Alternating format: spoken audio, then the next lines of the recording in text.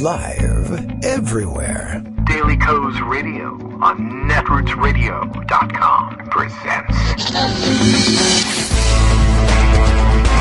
David Walton. Kagro in the Morning Show.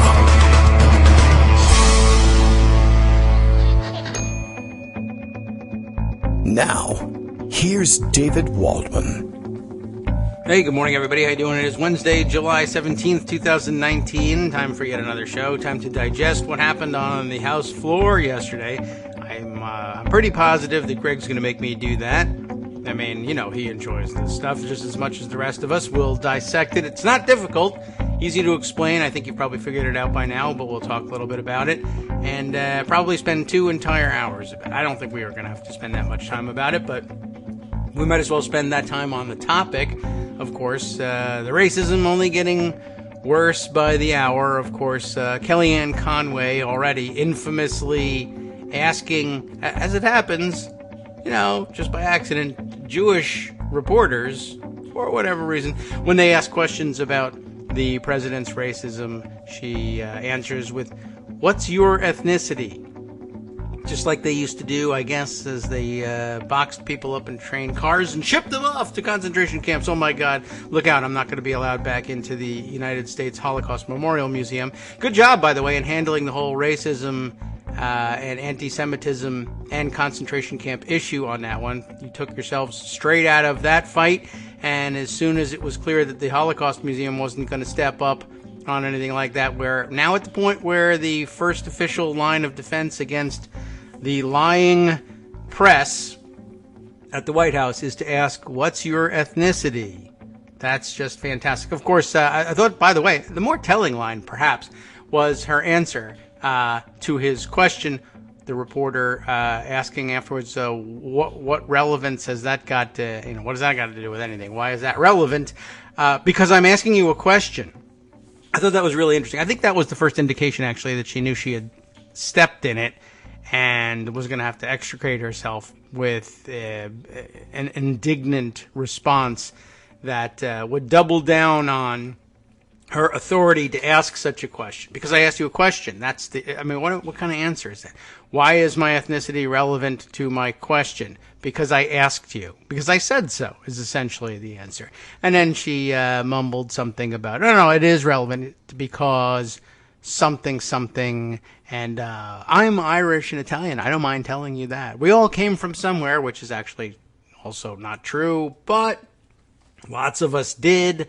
But that's, of course, no defense to any of it. It was pretty amazing, and I anticipated getting even worse as the show goes on. The president is awake. He can't sleep any longer because there's racism that has to be let out of his veins, like they put leeches on him to get the evil humors out of his body in the morning. And he needs to tweet his racism, and he's doing it this morning. Although I will say this, for a lighthearted twist on all of this, it turns out that the president is this morning, or he thinks he is anyway, enraged about the great shampoo bottle instruction debacle of 1962. I have no idea exactly what he's talking about. I have noticed a theme with the president is he's irate very often about how his showers go. And, there could be several reasons for that, none of which I'm willing to, I was going to say touch on, but that's obvious. But I also don't really want to talk about it a great deal. And who knows what goes on in the shower for him. But he has complained about it several times.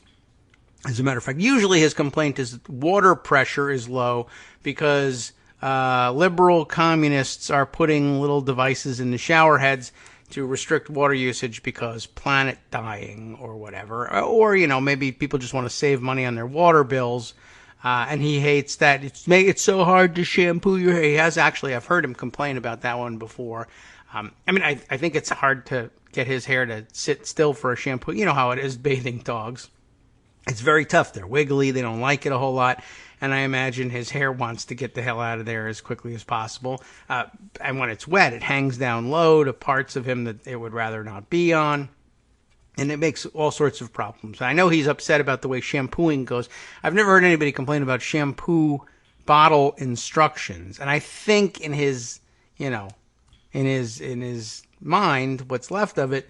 I think he's confusing, one, the fact that shampoo companies are the ones that decided to put shampoo instructions on shampoo bottles. I don't know of any federal regulation that requires lather, rinse, repeat be put on a shampoo bottle. And by the way, most shampoo bottles don't actually say that anywhere. I think there's lather and rinse in various formats. It's not like it's a universal, United States government mandated warning about shampooing. But I think he's mixing up that and various other OSHA mandated safety warnings on things that sometimes people consider to be obvious. I mean, I've seen things like on a bucket, where they have little pictograms that say, don't fill this bucket up with water and let your baby stick their head in it.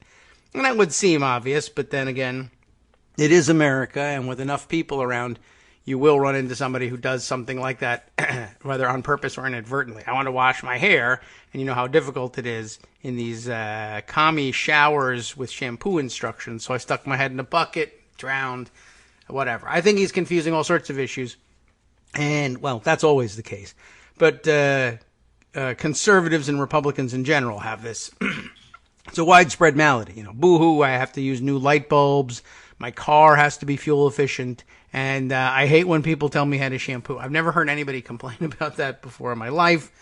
But he's doing it. Anyway, between this and the procedural issues on the House yesterday, I'm sure we'll be distracted. And somebody can comment about the show that we are being distracted from the important stories. And I don't know. I don't see how you could ignore shampoo and House procedure. Daily Kos Radio is live now, as we are reminded by Bill, all the way up in Portland, Maine. Greg Dworkin calling in already, set to join us because it's an exciting day. But as I was saying, Bill has his morning tweet ready for us. Daily Kos Radio is live now, and Kagro X, that's me, Greg. This is him on the phone here. Hi, Greg. Hi. We'll spend 2 hours saying lots of important stuff, and then Bill says he'll call a point of order and get it all stricken from the record. I win. Ha, ha, ha. Well, it depends if you have the votes or not. But here we go. We're ready to start the day. I don't know, where do you want to go with? Shampoo first? Something else first? Well, that reminds me of all of the instructive signs for dummies that have to be posted. Yes. Like under the fire alarm, where it says, right, in case of fire, please stop tweeting and leave the building. I like the ones in the hotels where they tell you, don't hang your clothes on a hanger on this sprinkler. I like that one. Or something like that. That's my favorite one. Or just a very straightforward, warning children left unattended will be sold to the circus. So you have to get it so that people understand and read it. And so sometimes you have to make it simple. Yeah. Anyway, I guess so. And I don't know whether he's going to come back and explain the shampoo bottle thing. Who knows? Or what? But let's talk about interesting stuff. And, we have plenty of polling to go over, which we will. But I think we'll do that after we discuss the events of yesterday, starting, all the way back with Sunday, when Trump started this incredibly dumb series of racist tweets. Yes. And then for a day or two, media struggled with whether or not to call it racist. And by Monday, Trump was making it clear it was racist. So they started actually calling it that. Yeah. And got people upset. And so on Tuesday, thanks to his completely helping with Democratic unity, yesterday the House decided to reprimand him with a resolution. Yes. And I'm going to tell it the civilian way, that is to say, the non-expert way in terms of what happened, and you can help us with this. But we do have some experts to cite in terms of that as well. But basically, they decided to pass a resolution. And so the story goes, or at least the story we're being given, is that Nancy Pelosi checked with the parliamentarian and then decided to give a short speech introducing this. And in the speech, she used the word racist. Yes. Now, just in comparison, Dick Nixon, who tweets on Twitter, gave Believe us it a or list not. of words you can't use in British Parliament. Bastard, blackguard, coward, deceptive, dodgy, drunk, falsehoods, git, gutter snipe, hooligan, hypocrite, idiot, ignoramus, and liar. You're not allowed to say those things. Oh, I can understand why you're not allowed to say liar, because that would be all you'd say. yes. But there's a history, and that history of what they do in England is kind of important because it actually comes into this. So Nancy Pelosi checks with the parliamentarian. She says the parliamentarian cleared her comments. She makes those comments and include referring to the Trump tweets as racist on the floor of the House, remembering that the whole point of the exercise is to highlight the fact that the tweets are racist.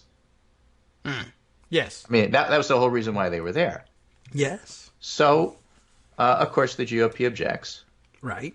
And you're semi-used to that. I mean, we've talked about this when we were doing committee hearings, for example, or resolutions to call somebody, in contempt. The minority leader in the House will immediately say, I don't want to, allow this to happen, and so here's some procedural reason for why we shouldn't proceed. And then there's some small discussion with the parliamentarian, and then the chair generally says, okay, let's have a vote on it, and the majority party votes to go ahead and proceed, and then you go from there. And that's like the beginning of every hearing that you watch on TV. Mm-hmm. So we're expecting this to be relatively routine, but the GOP raises a major objection to the use of the word racist. Major objection. Major objection Yes, in the sense that they actually have a chance of having the parliamentarian agree with them. Yeah. And Right. that's a little bit unusual. So Josh Chaffetz describes this on Twitter. Here's the thing.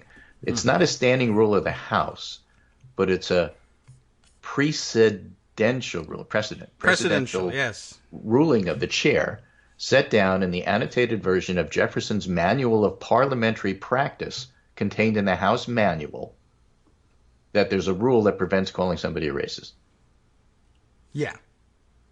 And Jefferson, that's Thomas Jefferson, founding father Jefferson, was interpreting a principle of English parliamentary practice holding that it's out of order to speak irreverently or seditiously against the king. Yes. And that's the basis of why he had that in his manual that I guess he wrote to try to put some rule and structure on how the Senate and House run. Senate doesn't do it by his rules anymore, but the House, I guess, still does in some form, having amended it, of course, over time.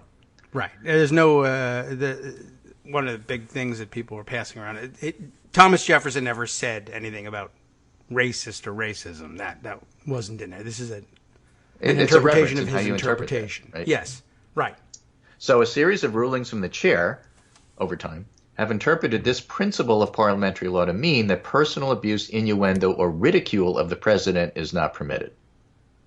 Yes. And then I guess you have to interpret whether racism fits into personal abuse or innuendo.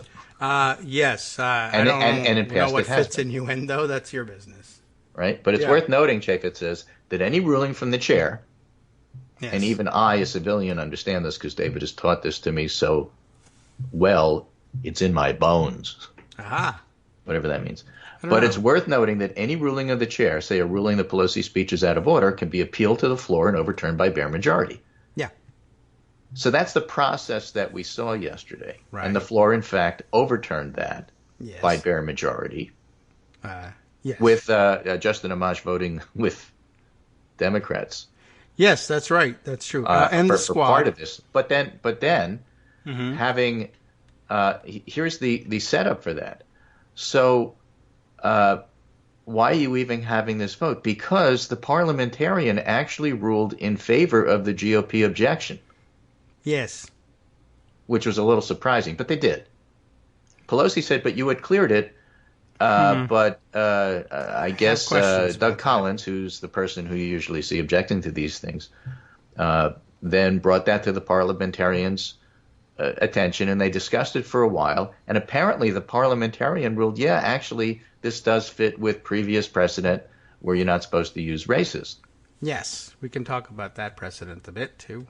But that apparently, in other words, it was the parliamentarians' advisement, since they don't really rule, but that was the advisement. So Pelosi disagrees, and the way to handle this is so then you take it to the floor and you vote on it. Yeah. But then basically what you're saying is the GOP, with the parliamentarians' approval, objects to Pelosi's statements because they don't want racist in the record, right, in the congressional record, which is published the next day. And Emmanuel Cleaver is chair. He's sitting in the chair at this point. Yeah. And that's where it gets really interesting. So the parliamentarian hands him stuff that he's supposed to read, and he basically says, "This is BS. I'm not reading this." So he says, "I abdicate the chair." I've never seen this one. And he steps down. Abandon, he said. I abandon the chair. Now they have to go around and look for somebody who's actually going to do this. Yeah. So they find Steny Hoyer. Eventually. I think somebody else ran up there, and then somebody else. Yeah, but, members of the Congressional Black Caucus did not want to do this. So they find Steny Hoyer. Steny Hoyer then does it, and then, of course, they have the vote, and then it's overturned. But that was the delay. It delayed the whole final vote by a couple of hours. Then after that, because the parliamentarian had advised that Pelosi was breaking the rules, technically she's not allowed to speak on the floor for the whole rest of the day. So then they had to have a vote to overturn that, which of course they did. Yes. Amash voted with the Republicans. Yeah, because he's a new Because hero. He's independent, right? So he did one on one side and one on the other side, and all the offers to give him a committee chair got removed because he then voted with the Republicans. Yeah, then they had the final vote. For Christ's sake, yeah, all right. And the final vote was approved. The Democrats were unanimous, as you pointed out on Twitter. The squad was there with Pelosi. Yeah. Unanimous on the Democratic side. 4 Republicans voted with the Democrats, plus Amash. So by modern definition, because there was one Republican voting with the Democrats, it was a bipartisan resolution. Yeah, right. And that's what happened yesterday. But Cleaver was really struggling with this. He really didn't want to have any part of this farce. Yeah, I don't know what it was, actually. I don't know if he's spoken about what it was that drove him from the chair. I wasn't clear on whether... I have a nice piece on that from Jamie Dupre. Oh, great, okay. I'd like to see that, although the reporting was definitely somewhat scattered and confused. I'm not sure that everything's been resolved yet, but okay. Let's. Right, but I'm putting this together from various sources. So Jamie Dupre, who himself has a very interesting backstory, he was a radio and TV reporter who can no longer speak, so he does his interviews by whiteboard. But that's another issue for another day. Very well respected on the Hill. I've seen a lot on Capitol Hill. I've never seen that. Yeah. Representative Emmanuel Cleaver, Democrat, Missouri, did what amounted to a gavel drop as he refused to read a parliamentary ruling against House Speaker Nancy Pelosi and walked away. "I abandoned the chair," Cleaver said, after getting my attention by clearly not reading the script in front of him and speaking in the first person from the Speaker's chair. Yeah. Maybe it's happened before in the almost 230 years that the House and Senate have been at work, but what Cleaver did on Tuesday was something that left my jaw drop on the floor. In his off-the-cuff remarks, Cleaver seemed to indicate he had given a pass to Representative Sean Duffy, Republican of Wisconsin, who during the debate on a resolution condemning President Trump had denounced a group of minority women as anti-American. When one Democrat rose to ask that Duffy's words be taken down, that's the term, right? Not stricken, but taken down. They're not striking words, they're taking down the words. Yes. And scrubbed from the record, Cleaver brushed off the complaint. And he evidently thought the same thing should have been done for Pelosi, who when she referred to the president's racist tweets. She didn't call the president a racist. She referred to the president's racist tweets, directly going against precedents of the House, which clearly state that such speech is against the rules. So in a statement, Cleaver said he was just frustrated at what was going on before his eyes. Quote, "I've spent my entire life working with people of all faiths and stripes in an effort to solve real-world problems with concrete solutions, but never have we been this divided and unwilling to listen to countering opinions or accept objective truths," he said. "A house divided against itself cannot stand, regardless of how strong the foundation. Some of my colleagues were just as surprised," says Jamie Dupre. "The rules rebuke of Pelosi was historic as well. It was the first time a speaker had words, quote, taken down, end quote, in 35 years, since a famous floor spat between O'Neill and Gingrich. although not many people at the time would have predicted Gingrich's ascension to the leadership post. Yes, and no one's saying Collins will. And no one's saying Collins will. But that's the background to it. So the idea that Pelosi made remarks that, according to her, the parliamentarian had approved, but according to the Republicans, they got the parliamentarian to unapprove, is kind of weird. I don't understand that. I am not sure that we got the straight dope on that. I'm sure we Pelosi. don't, because it doesn't make sense. And when things don't make sense, generally you don't have the full story. Yes. But what I want to make clear is it wasn't that Steny Hoyer was ruling against the Democrats. Right. That's true. Once the parliamentarian decided that this is what they were going to advise, then Pelosi and Hoyer orchestrated this with Cleaver out of it because he didn't want to participate. And so Hoyer goes up and he makes the comment, knowing that they're then going to have a vote, knowing that it's going to be overthrown, and that's what happened. Mm-hmm. So don't blame Steny. He's just filling his role there. Yes, and he did so knowing what was about to happen in the vote. Exactly, which is my point. So that's my layman's understanding of what happened yesterday. Yeah, I mean it's much more than a layman's understanding. I think you got that you got a lot of detail in there that helps explain the who did what and why. I'd love to know what Cleaver did and didn't have in front of him, but that was pretty unusual, and I didn't. Well, I guess it's the same thing that Steny Hoyer read. Yeah, I guess so. I'm just not positive. I wanted to go back and watch and see. All right, when does this? Well, I guess you'd have to look and see. All right, when does Hoyer take into his hands the paper from which he reads, and where does he get it from? Does he pick it up from the desk? Was it clearly handed to Cleaver, who put it down and then left, and then it was picked up by Hoyer? At least Cleaver didn't rip it up into little pieces right. and sprinkle it as confetti. Because there was also, it seemed to me like he was I wasn't sure whether he had been handed the ruling or not, and I think it looked to me, without knowing that and not having that story yet, like Cleaver was unsure of the parliamentary procedure from the chair given this impasse and didn't know what words to say, even just to call a pause to the proceedings to figure out what was going on, so he just left. And it would explain a lot more if he had been handed this thing and he didn't want to. He was so angered by the parliamentarian's decision, or so disturbed by it, or the upshot of it anyway, that he didn't even want to put the procedure in motion which would eventually, and I think they all knew this, clear the speaker. But I think he could have been talked down from that. But I think he was just befuddled by the whole thing and left. So I don't know, but it doesn't really make a great deal of difference. But it was something of a debacle, and it was something of a show. I mean, this doesn't have any it doesn't long-standing effect. And in fact, the Democrats can step back and say, look, the reason all of this happened is because there is, in fact, a rule on the book that you can't call something racist. A precedent. And in 2019, there's a precedent, not a rule, because it's not a rule, it's a precedent. Right. There's a precedent that we respect that basically says you can't use racist. And in 2019, with Trump, that's a stupid rule, precedent, custom, whatever you want to call it, okay. And we need to get rid of it. And this is the parliamentary way to do that. You have to break it, somebody has to yell at you, and then you have to vote to get rid of it. That's what we did. That's pretty simple. Hooray for us. Yeah. Let's move on to the actual discussion. Okay.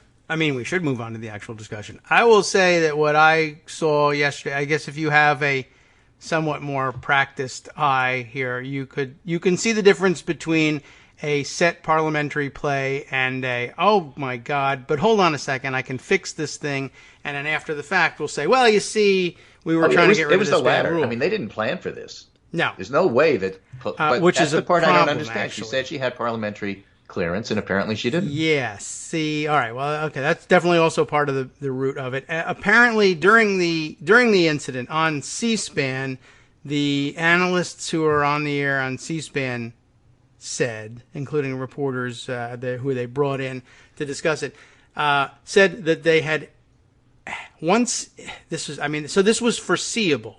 That's the difficulty I have with it. This was not well done, and it could have been, should have been, and they didn't. Someone asked Pelosi after mind you, she had a caucus meeting ahead of this. Right. And I guess to really fill in the blank, we're going to run into our break, but we'll talk about it some more afterwards too. It's not here yet. They got together. They obviously wanted to do something about the president's racist tweets. What was first proposed was we should censure the president for his remarks. And about half of the caucus said, yeah, we should. And then the nervous half of the caucus, I don't know, censure, that's really scary. It's not impeachment. Usually you say, we should impeach the president. We should. Well, I don't know, that's scary. Let's censure him. Okay, so this time they started with the compromise. Let's censure him. I don't know, that's scary too. So they pulled back. They said, if we just condemn them, we should be able to get Republican votes for this, to cross the aisle and vote with us. It'll be a bipartisan effort. And eventually, 4 of them did. And well, so that was the thing. play, to try to get as many Republican votes as possible. Yeah, well, 4 is the answer. So they might as well have gone or with at least censure. pin them down and make them vote on record. Yes, and so they could have gone, but they could have had the same vote count would have got you censure, and that would have been a bigger story. But okay, they decided not to do that. But reporters apparently asked Pelosi at some point whether she had guarantee from the parliamentarian that her words would be in order. Did she check with the parliamentarian? To the reporters after the caucus meeting, she said, no, I didn't. I'm going to say what I have to say, and more or less let the chips fall where they may. When she got called out on the floor, though, she said, but I pre-checked. So there's some question about whether she checked or not. We'll be right back and discuss this more after this. Mm-hmm. Hi, everybody. It's me, David. Let's change things up from the old fundraising pitch for just a minute and talk instead about how you can be a part of our show. If you've got a smartphone or any other electronic recording device, why not sit down and record a segment for us?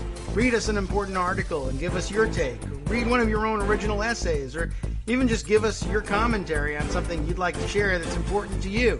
Then send the file to me at kagrox@gmail.com, and I'll try and work it into the show.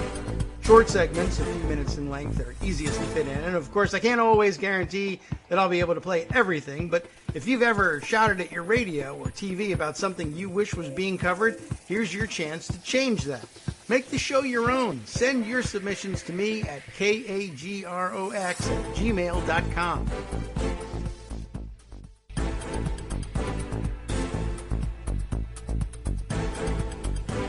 Welcome back now to the Kagro in the Morning Show here on Netroots Radio. Trying to give myself a few extra seconds coming out of the break as our timing in the beginning of the show was a little screwed up. But we continue to discuss the other thing that got a little bit screwed up.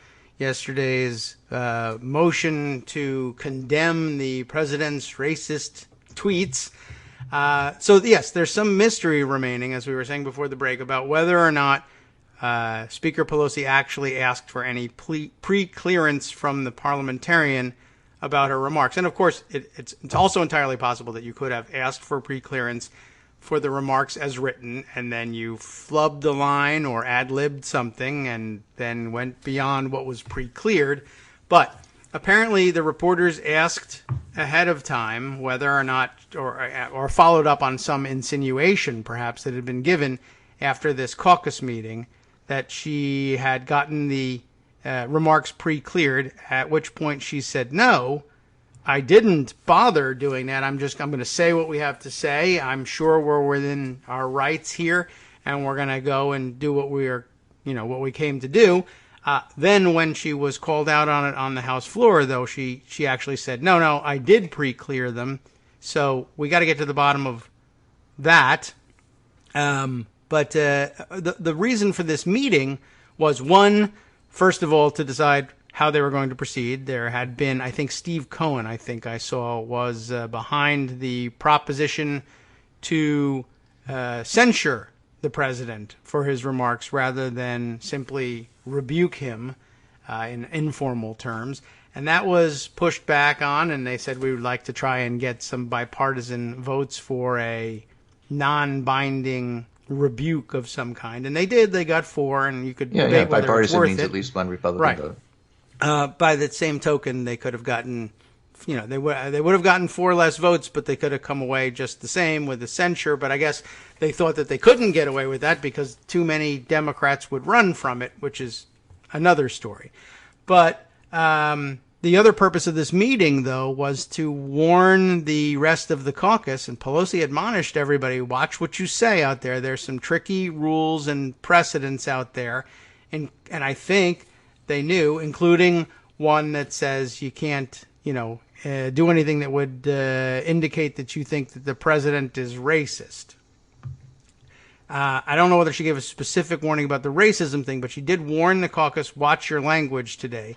And then, of course, she came out and was the one that got called out on this. Now, they were, I'll add this. You can't call the president racist, but it turns out you can't even call his tweets racist. Yes, well, that too. Now, I guess second point about it I'll make is the rule about calling the president racist is, of course, as many people have pointed out, uniquely poorly suited to our time because the president is racist and it's bad news. I mean, and as others have pointed out, literally almost all presidents before him were likely racist too. We just didn't say so, and it was accepted in polite society that this sort of soft racism was okay. That's a different topic. But the reason we have this rule was not as widely discussed as that. It is, it's not a rule, it's a precedent. The precedent is from now. It's from last Congress when Republicans were in the majority and Democrats had to call the incoming president racist because he was, and they got in trouble for it. And the Republicans set this precedent, probably one, just to defend their guy, and two, because they knew that the next 4 years was going to be about everybody calling this new president racist because he's racist, and they wanted to prevent that. So it's not like a long-standing rule. And in fact, they undid it in 2019 as of now. Yes, and well, now they one of the major things that happens when you get the gavel and you win the majority. Yes, that's true, and so we'll see how that stands. I guess the next point is there are two related points. I'm not positive when I say, Nancy Pelosi, she warned everybody to watch their language and then she blew it. She may have, she may not have, and here's what I mean.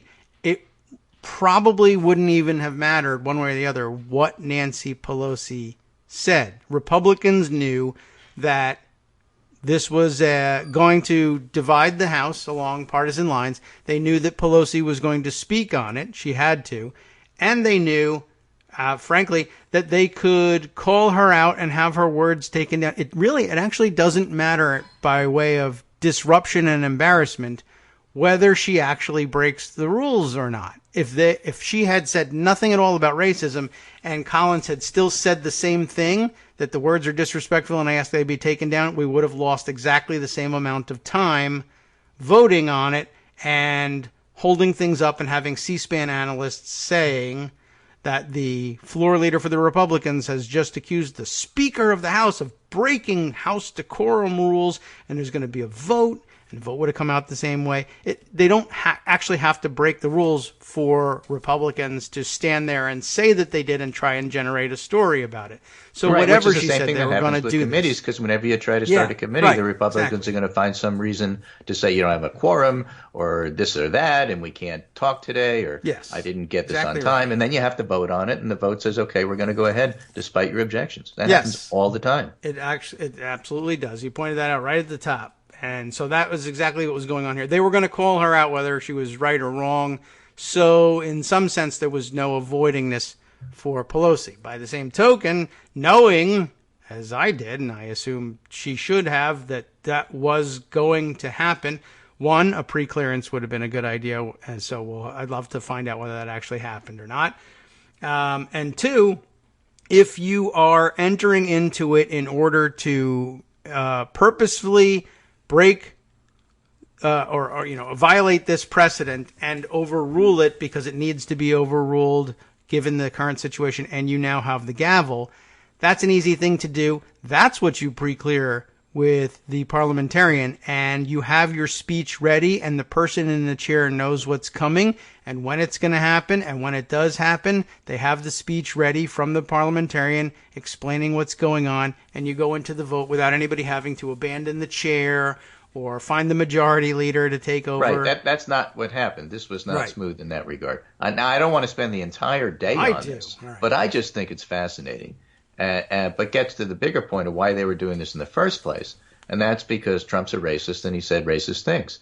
And so now the House is allowed to talk about that. Yes, except although I guess the last thing I'll remind you of is once again, even though they'll now be wrong, Republicans can still make the same objection any day, any time, all day long, and we'll go through the same thing because that's what the House is like, and that's how disruptive you can actually be sometimes in the minority in the House. We just don't do it because, reasons. Well, right now we don't need to because we're in the majority and we're going to win the votes. And so how does the public see all of this? We have polling on that now, so that's what I want to talk about good. next. All right. And USA Today is just out this morning. A solid majority of Americans call Trump's tweets targeting for Congresswoman un-American, but 57% of Republicans say they agree with him. Okay. So only 57% of Republicans say they agree with him. That was, I thought, kind of interesting. Yes. Two-thirds of those surveyed, 65%, said that telling minority Americans to go back where they came from was a racist statement. No. So two-thirds of the country say, yeah, it's racist. Yeah. I don't care what Britt Hume says. And I don't really care how Trump enablers try to spin this into, no, it's all about communism. Yes, that's the name. It's not working. The public says, nah, it's racist. Now, some Republicans say, I agree with you, but independents don't, Democrats don't. The country sees this as racist. Nearly three-quarters of Democrats strongly agreed with that, more agreed overall. Republicans were inclined to agree that the comment was racist, 45 to 34. So even a plurality of Republicans aren't buying that crap. Yeah. Only 4 of them didn't buy it on the floor, but yes, out in the world. Independents by more than 2 to 1 said his tweets were un-American. Three-quarters of the women polled called them offensive. This election's going to be won in the suburbs, and women are going to be the driving force here. And yes, Trump has his base, and but his base, and but her emails, and so what? It's not working. This is really a bad play. And the idea that somehow or other this is political genius on his part to gin up his base is just the dumbest commentary I can possibly see being made. But of course it's being made. Yes. But the polls say no, that's really not true. That's why I like polls. Here's another one from Reuters. Okay. Yes. Republican support for Trump rises after racially charged tweets. What a surprise. But the national survey conducted on Monday and Tuesday after Trump told the lawmakers they should go back and help fix the totally broken and crime-infested places from which they came, otherwise known as America, showed his net approval among members of his Republican Party rose by 5 points to 72%. Oh. Yeah, for Republicans. That's pretty low. Yes. Still discouraging just to hear that that's the case, but okay. Compared to a similar poll last week. Trump, who's seeking re-election, has lost support, however, with Democrats and independents. Among independents, about 3 out of 10 said they approved of Trump, down from 4 out of 10. His net approval dropped by 2 points among Democrats. Overall, he's at 41. These are terrible numbers. This didn't help him. That was the point I was making on Monday and all of last week. So you can look at his base and say, yeah, it gins up his base. So what? Who cares? His base isn't enough to win with. That's true. I mean, I said the disturbing thing is that the base is what they'll put on television. I mean, CNN. Well, I had a whole list of stories about Trump racist and how Trump's racist tweets and this and that and everything else is all appearing in the press where they're using the term racist. That's good. And I had a list of about 8 or 9 of them, and I listed them under the heading economic anxiety. Well, that's good. You used the old term. CNN, though, I will point out once again, going out of their way to get Richard Spencer on. Yes, 1, to get Richard Spencer on. 2, to put together a panel of... What do you think of Trump's racist tweets? Well, they're not racist enough. Oh, why? Because Trump's a moderate. He's only a minor player in the racism game. But CNN still, going out of their way to put together a panel of white women to get together and say, that wasn't racist. It was fine. Okay, thanks. They did that. It's the same panel they put together that got together, and I think same interviewer, too. Someone really loves this at CNN. What do you think about Kavanaugh? CNN is an entertainment station. Fine. It's not a news station, and what they're doing is horrible, and it's bad for America, and Jon Stewart was every right to yell at them years ago, and they're not any better. Oh, well. Now, YouGov has polling out. They separated into all adults versus registered voters. Among all adults, Trump's at 41. Among registered voters, Trump is at 45. But here's the really fascinating part to me in that YouGov poll. They asked this. Would you say, of those who approve of the way Donald Trump is handling his job as president, of that 41 to 45, would you say that you approve of everything he does, approve of most of the things he does with some objections, approve a lot of the things, but you also disapprove of a lot of things? Okay, and I've never seen that broken down that way before, but I've never really looked at this question. Maybe YouGov does it all the time. Do you approve? If you approve of him, do you approve of everything? That's 33%. Okay. Of those who approve of him. That's his hardcore rally-going base. Yes. Okay, and it's not that big. That's not a big number. Shoot the Fifth Avenue people base. Yeah, they're the shoot the Fifth Avenue people, right? Approve of most of the things he's done, but disapprove of a few of the things he's done. That's 56%. It's 56 of 45% if you want to take the registered voters. Okay, so it's not a big number. And then there's approve of a lot of things the president has done, but also disapprove of many of the things he's done, and that's 11%. Okay. Right, so 11% of his voters. So it's 11. It's 5% of overall. Those are the persuadables. And that's You about approve the some number things, you disapprove of some things. I've seen before. You highlight the things you disapprove of. 10%. And these are persuadable voters. The rest aren't. So when we talk about talking to a Trump voter versus a Trump base, 10% of the Trump approval is potentially in play. You're not going to get most of them, but you're going to get some of them, and that's what. And sounding like you're reasonable, trying to get some of them is the name of the game. Remember, the Republicans are just as racist and dog whistly as ever, but their play is to try to look reasonable, to persuade the suburban voters they're not really that bad. Yeah. Okay, that's what they do. And so for Trump to use a foghorn instead of a dog whistle kind of spoils that. And that 10, 11% of his approval hates this. The one thing that people say consistently is, I like the economy, I like this, I like that, but I hate his tweets. Yeah. That's true. So he puts that in, so it's what I'm trying to say is that this is not really good political strategy. If people are scrambling to say, well, he wasn't really talking about race, he was talking about communism, those are professional class spin handlers, disaster managers, trying to get him out of the hole he keeps digging for himself. And, of course, he keeps spoiling that because he goes down and says, no, I was really racist. Yeah. When you're trying to put the best possible spin, you don't need the principal saying, no, actually, they got it right. This is what I meant.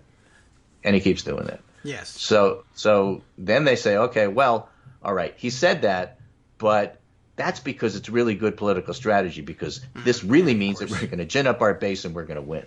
Yeah. And that's why we're going to do the caravan thing right before 2018, and we're going to win 2018. Okay. I mean, it worked for Governor Gillespie in Virginia, and it worked in 2018, so we'll just double down and do it again. It's great strategy. Listen to us. Okay. And no, that's not. That's why I'm okay with it.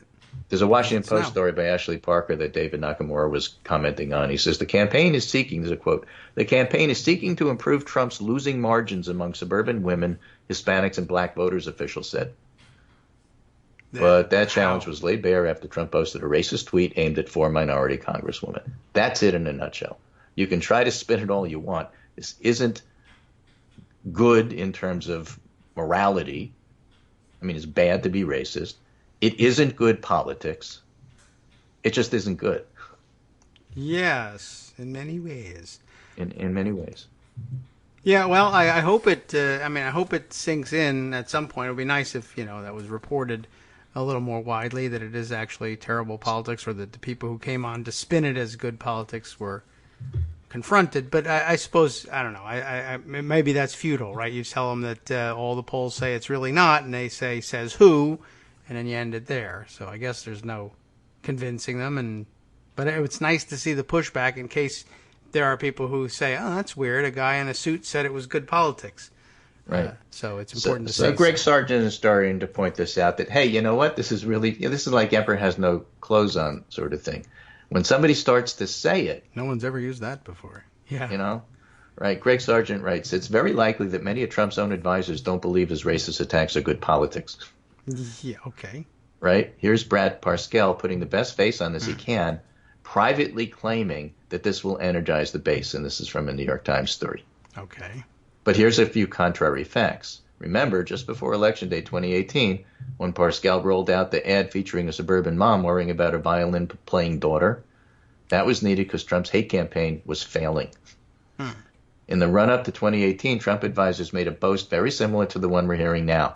Bannon and Miller, Stephen Miller, claims Democratic condemnation of Trump's racism and hate policies would keep the House in GOP hands in 2018. How did that go? I want them to talk about racism every day, former Trump advisor Stephen Bannon said. The Democratic Party is at grave risk of completely marginalizing itself, Trump advisor Stephen Miller said. Oh. Whether it's Bannon or Miller, Greg Sargent writes, or Trump now, the basic argument is the same. A silent majority agrees with Trump and is repelled by the Democratic Party because it's captive to a race-obsessed fringe. But that's not how it played out. No. Right? So Sargent goes on to say, Trump has a reasonable shot at being reelected. He does. He's not the favorite, but he has a shot at it. He has the advantages of incumbency and the good economy. But even if he does, it's all but certain these racist attacks won't be why. And then goes on to give a couple of more examples. But, Liz Mayer, ex-Republican strategist, says, very hard to persuade. Yeah. It was really hard to persuade people to like New Coke because, it wasn't good. By the way, I didn't taste any difference, but I was, how old? Yeah, exactly. But okay. And it was aimed at me, at my market, and apparently sweeter, and maybe that's why I liked it. But I don't remember ever saying, oh, my God, this is horrible, and I like Coke.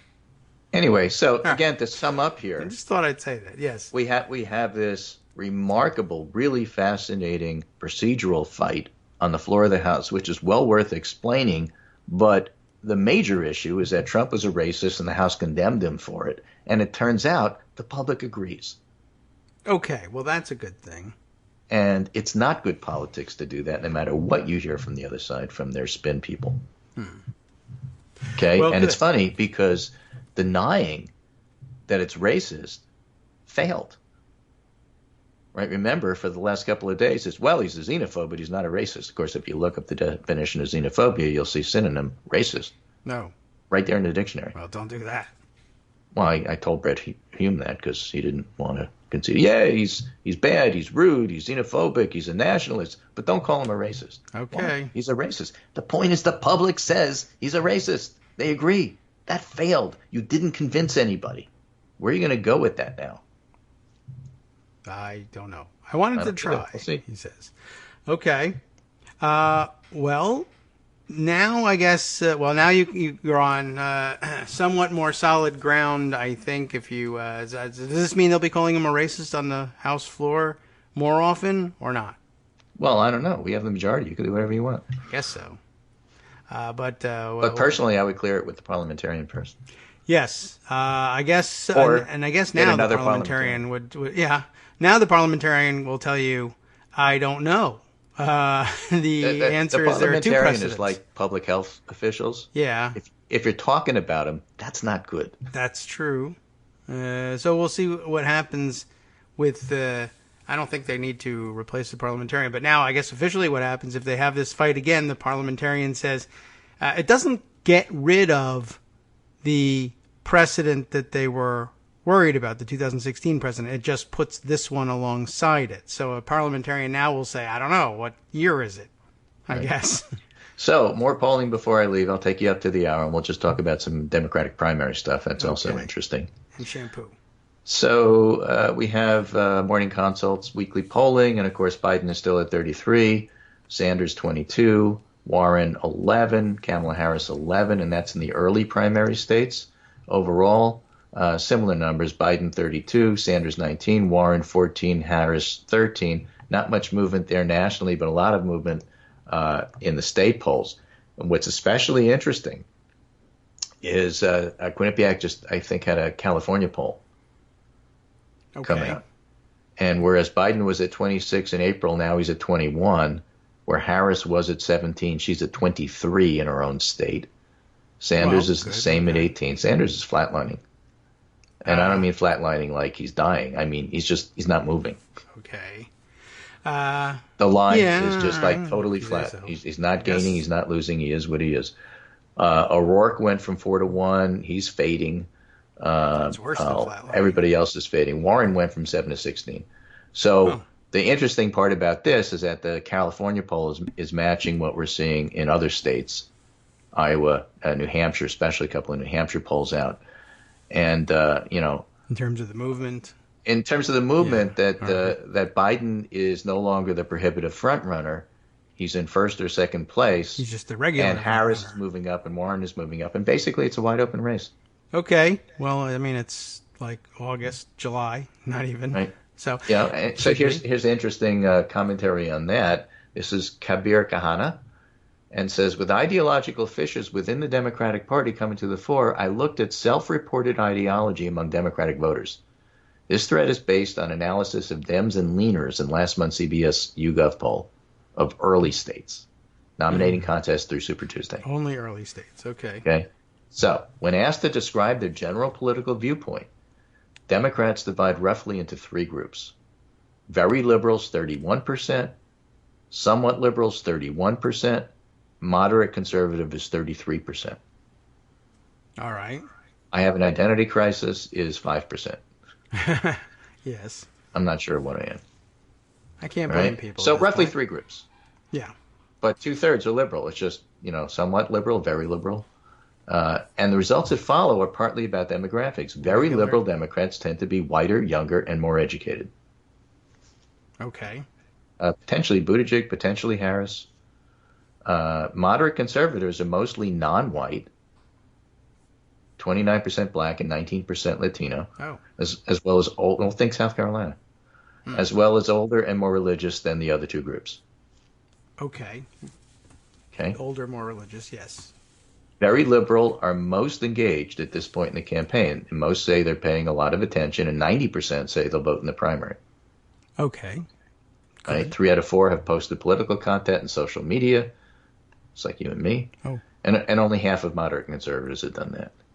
Yes, and a lot of people in all the groups agree, like, everybody hates Trump. So that's a unifying factor there. But they do have different priorities. Very liberal want to hear about the environment, protecting immigrants, abortion, and race and gender. Those are the younger voters. Moderate and conservatives are much more concerned with job creation and lowering taxes. Shampoo. Very liberal, most likely to say it's important for candidates to refuse money from big donors. Moderate conservatives don't care that much. Across all three, you have Elizabeth Warren saying she's not going to, and Joe Biden saying, of course I am. Yes. Of course, all three groups, majority say candidates' race and gender don't matter. Among who do say that they have a preference, very liberal are most likely to want a woman and person of color. Otherwise, it doesn't matter. And for 2020 messaging, very liberals prefer Democrats run an advancing a more progressive agenda than under Obama. Moderates and conservatives want return to normalcy. And somewhat liberals split 50-50 on this. And you'll see that play out with health care, with Medicare for All versus Obama's Affordable Care Act, Biden's pitch to build on that. Yes. Well, so the differences in priorities translate to differences in vote choices. Warren's the top choice among very liberal. Biden's the top choice among somewhat liberal and moderate conservatives as of June. We'll see what happens after that. But the main reason people like Warren is her policy stances, and the main reason given for considering Biden is he was Obama's VP. Yeah. It's fascinating. Yeah, it is. I mean, it's a little people weird. Just think differently. Yeah, right. Yeah, like I would never say, even if I thought that was the case, I probably would say, I need but that's not something more substantial to say here. But we like policy and procedure. We're not normal, David. Right. That's the problem. The vast majority of people are like, no, the fact that he was Obama's vice president is a great answer because it's factually true. And so there you go. But as opposed to, well, I know that that's true, but that doesn't. Okay. All right. I hear you. I like him because if he were in the chair, he wouldn't have screwed up yesterday's procedure thing. No, I like him because he's affable. I mean, there's more of those voters than there are of the procedure voters. Yes, well, I guess so. Well, all right. I was fascinated, though, just for a moment about the idea of the question of whether you wanted more progressive governance versus return to normalcy. I thought that was an interesting breakdown too, and I just wanted to remind everybody that if we were returning to Obama-style normalcy, even Obama, the incrementalist, said the whole point of incrementalism was to ratchet things up with health care as time went on, and our next bite at the apple would make things closer, bring us closer to actual universal health coverage of some kind, anyway, than we were left with last time. So return to normalcy means a return to that progression that progressivism fosters. But okay, I'll let them all think that they're being conservative. Just don't tell them. So, it's messy, just like yesterday was messy, but things are proceeding and they're going to take their time, and it's early, and, it's only July of 2019, and we're talking about a 2020 election. So there's plenty of time, but nobody has us locked up. And, it does seem to be the case that after the July debate going into September, we're not going to have 20 people around. A lot of them aren't raising money. A lot of them are spending more than they're raising. And maybe we'll be down to 7 or 8. Well, that's the point of these things, is to cull the field a little bit. So, what are we, July 31st, was it the next? Yeah, on CNN. Okay, so that's coming up. There's only a short time before then. All right, we'll cross our fingers and hope that straightens some things out by then. But that's it for me for today, and I'll talk to you tomorrow. Okay, very good. Why not? I won't take any of your words down. You're allowed to come back even later on today. It's not against the rules. Down. Okay.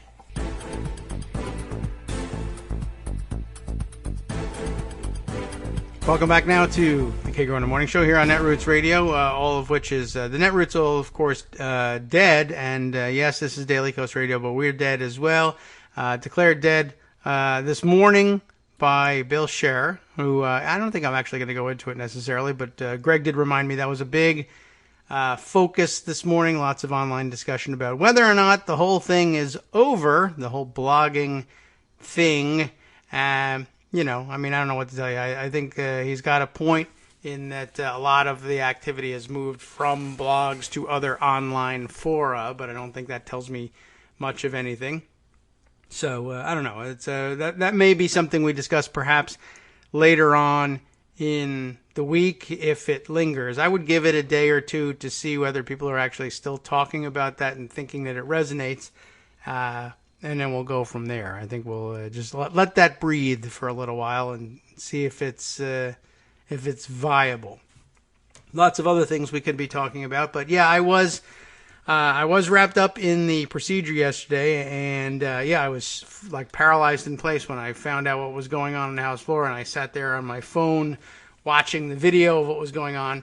And only about an hour into it, realizing why am I sitting here watching it on my phone when I could get up and turn on the television and watch it there, save battery and data usage.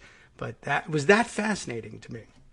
So overall, it came out okay. Here's my overall review of the situation from yesterday. It came out as it probably should have. It was just, it seems apparent to me, mishandled from the beginning, and it's not a disastrous thing by any stretch of the imagination. It's come and go in a day, and even among procedure wonks, it's not that big of a deal. But I'm parsing it 10 different ways because that's what I do with these things.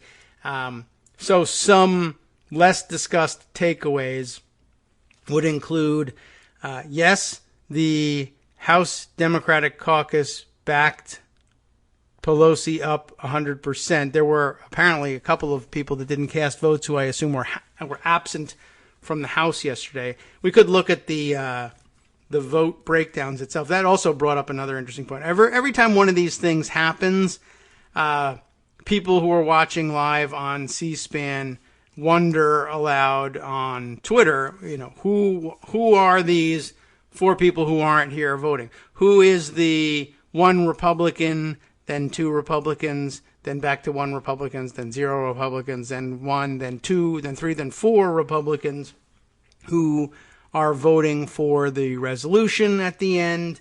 Lots of questions. And there's no way of telling for the viewing public who are viewing remotely who are these people, to bring the Seinfeld expression into it. But it's interesting because that is important information. It's important to know. I would be fascinated to know who was the Republican who cast their vote in favor of the resolution and then switched their vote to being against the resolution. So that there was, for a time, one Republican in favor, and then it went back to 0, and then the 1 came back, and then there were 2, and then it fluctuated. And I'd love to know who's fluctuating. Sometimes the reason is innocent and stupid and uninteresting, although, I guess as trivia it's interesting. They use electronic voting machines, little card readers that are mounted on the backs of the chairs that are there on the House floor. You put your voting card in, and I wonder if they've switched to a chip versus a magnetic stripe at this point. But anyway, it works like a credit card, essentially, or a hotel key, a hotel room key. But you put your card in, and then you got yes button and no button and a present or abstain sort of button. And you just press it, and it comes up. And there's a big electronic display, a heads-up electronic display over the speaker's rostrum, which is not visible in the shots that the fixed cameras that they use for C-SPAN and other news coverage can see.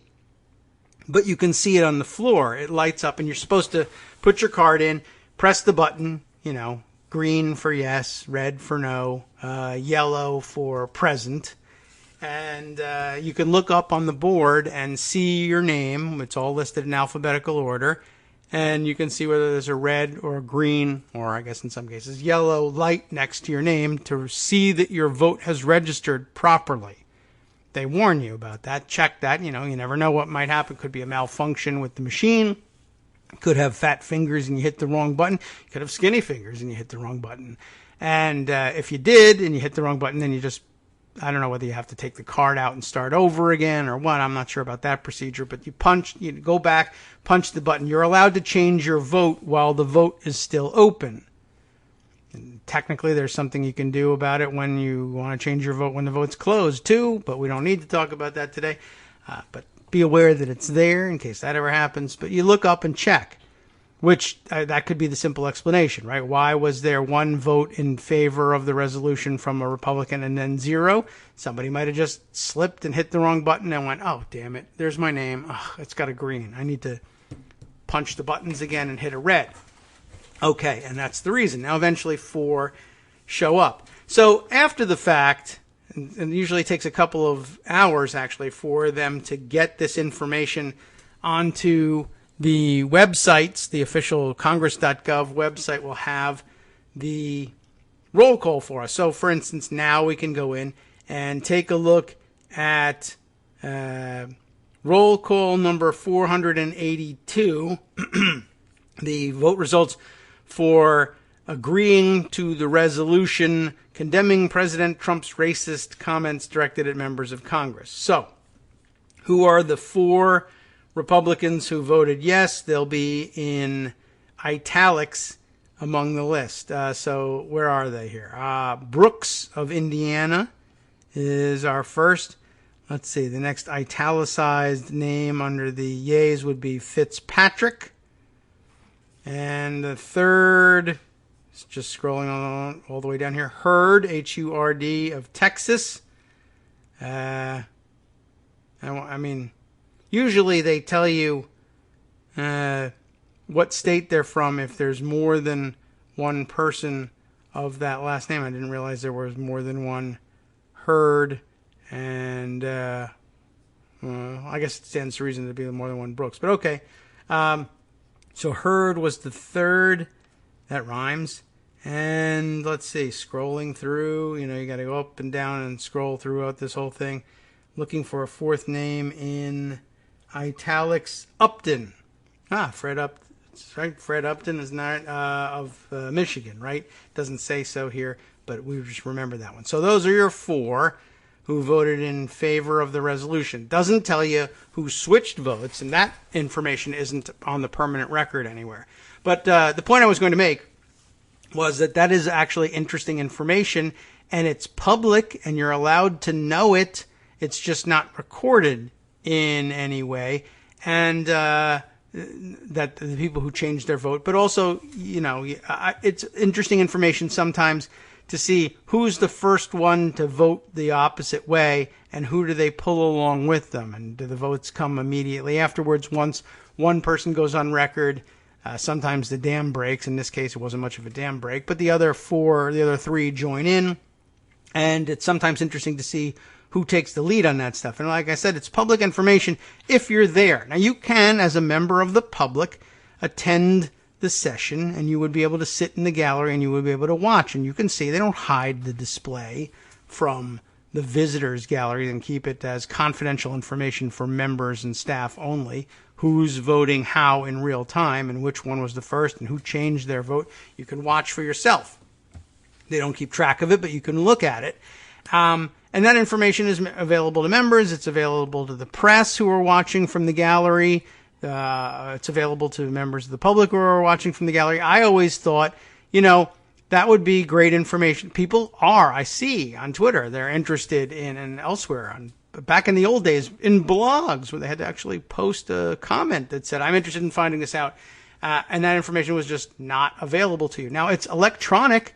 You can see right up on the board that it's happening. They also have computers down on the House floor at the leadership tables, which you can sometimes see among the front rows from on one side or the other of the dividing aisle. They've got work tables there, and they're equipped with computer workstations that the whips can use to break down the current votes among, in any. They can sort it in customizable ways. Show it to me by alphabetical order by member, show it to me by party, show it to me by state, any other customizable groups, whatever. So if you are, say, the whip, and you've got your regional whip team out there trying to make sure everybody is voting the right way, and you can say, show me all the California delegation, and talk to the whips responsible for the California delegation and say, this guy, and this guy are wrong on this vote. Go see if you can talk them into being right on this vote. So it's important and strategic information, and it's provided to members and staff. And, of course, public is not restricted from watching it, at least in the big alphabetical display. So I always thought, well, I bet people would be interested in that information, and there's no reason why it can't be disseminated. It can't be displayed perhaps on C-SPAN because the type would be too small. Putting up 435 names on a television screen in a meaningful way would be very difficult. And you could scroll, but it would be distracting and it would take up the whole screen. So I understand the practical reasons why C-SPAN rejected any ideas about carrying that. They put up the vote totals, which occupies the whole screen, but of course only when there's nobody talking. But if you're watching over in the Senate, they don't put up the roll, but you hear the roll call being called out, and you hear the senators answer and the clerks saying what their answer is, so you can watch in real time what happens. And because there's only 100 of them, occasionally, if it's a really long vote, sometimes a crawl along the bottom, the chyron along the bottom of C-SPAN 2 will tell you who's voted how. But with 435 names, it's too difficult to handle. But online, where people are able to enlarge these things and scroll through the information and parse it as they wish, there would be no reason not to pipe that out along with the C-SPAN feed and let people know. Or have another camera that focuses on the big board and just run that down in the corner of the live feed or something like that. But nobody was ever interested in doing that, except me, of course. Actually, one of the reasons one of the minor reasons I once pursued getting access to the House TV and radio gallery on behalf of Daily Kos and the old Congress Matters blog was so that as a member of the House TV and radio gallery, you would have access to this stuff and access to the camera output as well. And I thought, well, wouldn't it be interesting to see if we could get the then majority Democrats to free up the electronic information that was already being produced to provide live, real-time voting results to the whip desks on both sides of the aisle. Why can't that also be piped out over cspan.com, let's say, so that people who are watching online could see everything that the whips were able to see? And we just never got that far because, well, for one thing, the House radio and TV, the House Press Gallery rejected Daily Kos as an applicant because they were too partisan, and they sometimes point people to fundraising pages where they can give money to the candidates that they support. Even though the money isn't raised by Daily Kos, we point to Act Blue pages.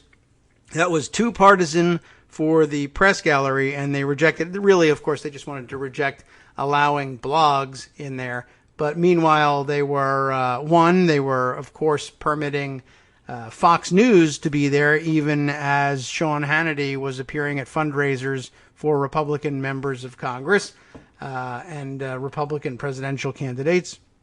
That wasn't beyond the pale because they have suits and we don't. That was pretty much the upshot of that thing. So that project died, although I did spend some time trying to work with the Speaker's office back then about freeing up some of that information. And we made some headway and also made some headway in getting them to encourage the various committees to update their live video feed technology so that you could watch hearings from home and not have to depend on the crapshoot of C-SPAN 1, 2, 3 deciding to cover those things for you when there were, 100 meetings going on. Anyway, just a short aside about that. I've been watching this for a long time, I guess is what we really need to say here. Okay, so like I said, I think the thing was handled relatively poorly, and they probably should have plotted this out better, and I am unconvinced that they entered into consideration of this resolution for the purpose of undoing this precedent, because for one thing, it doesn't undo the precedent. It simply lays down this other precedent alongside it. And two, even with the precedent, even if they were to erase the old precedent and put the new precedent in its place, that wouldn't stop Republicans from being able to waste time next time by saying that it somehow breaks decorum to do the exact same thing that the House approved yesterday. If you kept watching after this parliamentary situation was settled, you would have seen Congressman Al Green's declaration that he was offering up a privileged resolution directly impeaching Donald Trump, this time for the very same reason, the very same racist text that the House had just voted to condemn. He's offered articles of impeachment on other subjects, and of course there are plenty more to go that you could bring up at any time. But what happened yesterday was essentially notice to the House that he intended to offer a privileged resolution, a resolution directly impeaching the president or any official, any impeachable official anyway, is a highly privileged matter when offered by someone other than the majority or minority leader or a designee. The House the chair has 2 days to issue its ruling on whether or not it in fact constitutes a question of the privileges of the House, and then thereafter hold the debate. This, of course, there's not much question about. A direct proposal to impeach the president is privileged by all the rules and precedents, and so they've got until Thursday to make that ruling. Presumably they rule correctly, and there's no need to have a vote over it. And that'll bring it to the floor for debate. It'll be an hour's debate. The House has a couple of options. He's made this proposal before, and I think the last time they simply voted, although I don't think that he's done it since the Democrats have been in the majority. He did it during the Republican majority, and their decision, obviously, was to move to table his resolution. That just essentially puts it in limbo and kills it, and nothing else has to happen. So, the question for the House leadership at this point, doing everything they can to avoid the I word, do they hold a vote to table the resolution, or what? Do they have a straight vote on the validity of the articles of impeachment that he named, assuming that there will not be a majority vote to actually impeach the president and hand the case over to the Senate?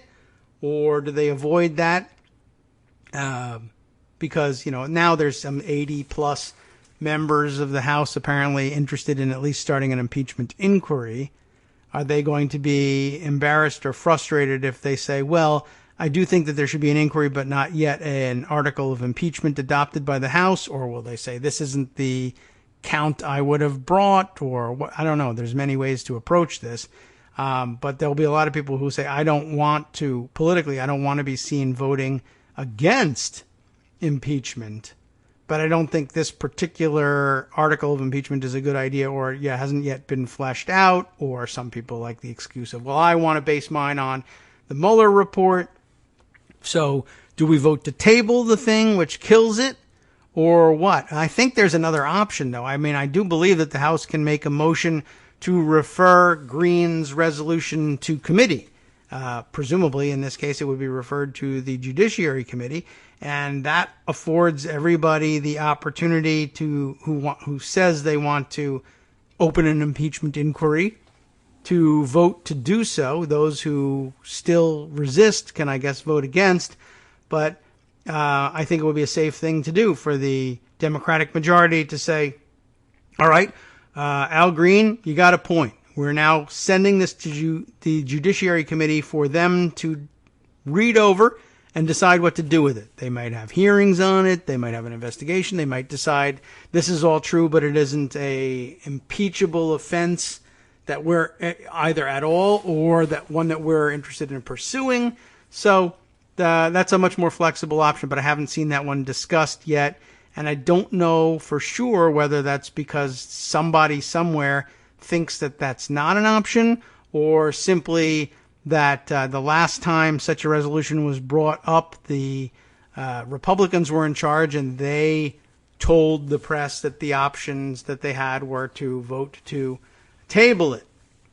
And that's it. That's all they discussed, and that's all that anybody saw. And so everybody assumes that that's the only option that exists. That sometimes happens in reporting, and particularly when it comes to parliamentary procedure. People don't tend to understand it very deeply and don't tend to have the time before deadline to read enough CRS reports and various other histories in order to figure out what the options really are, especially if they haven't seen them demonstrated before. And that ends up being written up as the news, and people walk away with it as that is how the procedure works. And very often it's not.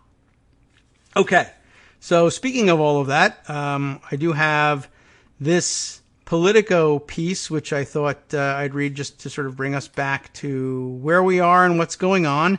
Not an encouraging piece, but a roundup of sorts, or at least an attempt to explain what's going on. Andrew Desiderio and Kyle Cheney getting together for this one in Politico. Why Democrats' oversight machine is moving so slowly against Trump. Subheader reads, lawmakers say they are building a record of White House resistance to testimony from Mueller witnesses, but angst, or angst as some people like to say, on the left is growing, because that's where things grow, on the left. House Democrats have kicked and screamed about the White House's refusal to allow key Trump officials to come before Congress, but they haven't done the one thing they can do to force the issue, which doesn't actually necessarily force the issue, as we've discussed, go to court. And that's an important point. It's one that Armando has made several times. Every time you bring up the idea, well, why aren't we moving on this? We should impeach the MF already. And those who are trying to keep us away from the I word are consistently pointing to our big wins in court. but they are third-party wins. There aren't that many wins from the House of Representatives itself or even any of the committees. There are a few wins that are still pending on appeal. We haven't gotten anywhere yet. There's no answer yet from the courts. You're right or you're wrong, and that's actually part of the problem, as Desiderio and Cheney go on to explain. Democrats have handed out procedural slaps on the wrist, from subpoenas to contempt citations, and all have been summarily blown off by a White House claiming, quote, absolute immunity, unquote, from congressional testimony. The seeming lack of results has fueled criticism among progressive lawmakers and activists, but there are real reasons for the go-slow approach. An overstretched team of House lawyers, get more, along with Democrats' fear of an adverse court ruling, that's a problem, that could have long-lasting ramifications. Although, to some extent, I'm of the opinion of, well, let's find out whether we're powerless or not, and let's do it soon, so that we can either try something else or let people know that there really is only one way to take care of this, and we've tried, and it's not working, and you're going to have to do something about this at the ballot box. I mean, I hope everyone will do that anyway, but, I'd like to find out. I'd like to know what I'm voting for. Okay, you want me at the ballot box? Sure. What am I voting for? President? Yes, great. House and Senate. Oh, what do those do? I thought I knew what they did, but now I don't. So please give me the new job description. I'd just like to know before I cast my vote. Probably cast it the same way, but I might approach the campaign for it differently next time if I know what they can and can't do.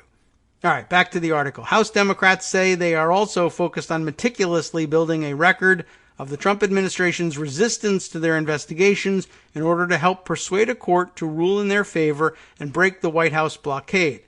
Rushing into it, they say, could backfire, even as angst on the left has begun to swell. And I understand the sentiment. But I also understood that sentiment last time we did it. And part of the reason that it was at least marginally acceptable to go so slow in 2007, 8, 9, 10 on those cases was that at the very least, those precedents would be on the books and we would know what we could and couldn't do by the time this came around again. And unfortunately, it turns out that now that it has come around again, we are under the impression that we need to reinvent this wheel and do it all over again. And I find that amazing, because that will just be the escape clause for everything, always, forever, with every Republican president. Just do things and know that it will take too long for the opposition to get around to suing you, and it will take too long for the courts to get around to ruling on those suits for anything real to happen until you are out of office. All right. So the story continues. As I said here, there's this worry that the whole thing could backfire with a court ruling adverse to their interests. I'm not too wild about incrementalism, but that's where we're at, said Representative Steve Cohen of Tennessee, a senior member of the Judiciary Committee. That approach will continue this week when the House votes to hold Attorney General William Barr and Commerce Secretary Wilbur Ross in criminal contempt of Congress, criminal this time, for defying subpoenas for information about efforts to add a citizenship question to the 2020 census. That vote, currently scheduled for today, we'll see whether they actually get to it or push it until tomorrow. It was supposed to be yesterday, but instead we spent time fighting about whether or not we had properly planned what we were trying to do in not censuring but only condemning the president's racist tweets. Well, that's what we had to spend time on yesterday. And who knew it was going to come out there? The vote will mark the first time Congress has held a cabinet member in criminal contempt of Congress since the GOP-led House held Attorney General Eric Holder in contempt in 2012 over the Fast and Furious gun-walking probe. Barr has, which is just another entry in how well does that work against the sitting Attorney General, and the answer is, in that case, I guess, from a political perspective, thankfully, no, it doesn't work out. But again, we've been through this exercise twice. The fact that we have to do it a third time is pretty amazing. Barr has already been held in civil contempt of Congress for failing to respond to a subpoena to testify about former special counsel Robert Mueller's report on Russian election interference and President Donald Trump's alleged attempt to obstruct his investigation, in case you didn't know what the Mueller report was all about. We'll be right back. Hi, it's me, David Waldman, your host for Kagro in the Morning, with a brand new interruption to say thanks to all of you who support the show. Remember when I told you that our average monthly donation was about $7, for which you were getting 2 great hours of news and entertainment 5 days a week, and how that came out to about 70 cents an hour? That's a pretty good deal, except it's wrong. The math actually works out closer to 17 cents an hour. It is hard to beat a deal like that, and even harder to send your kids to college on. Thankfully, Patreon.com makes it easy to make that work. Patreon, Patreon.com, is the simple, secure way to make recurring monthly contributions to support our show. Just search for me or the show name on the site, and they make it easy to crowdfund the show so that the power of our numbers can keep the show going for just a few bucks a month. Once again, thanks so much for all your support.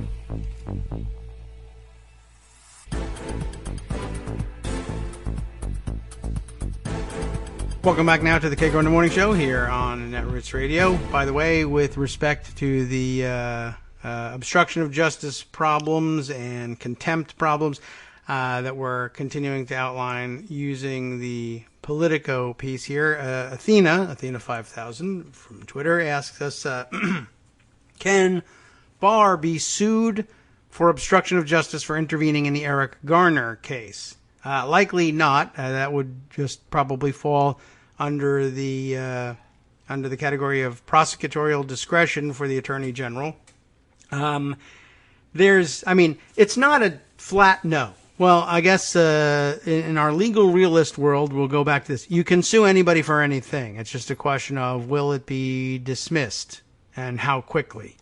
In all likelihood, I am guessing that would come down to, you're not actually allowed to call out the Attorney General for making even a political decision not to prosecute here. That's the very essence of prosecutorial discretion. However, I do think that there's the possibility that you could open up, pry into the decision a little bit by offering up the evidence that apparently the Civil Rights Division, I guess it was the Civil Rights Division, at the DOJ, the professional staff there said, you really ought to be going ahead with the prosecution here.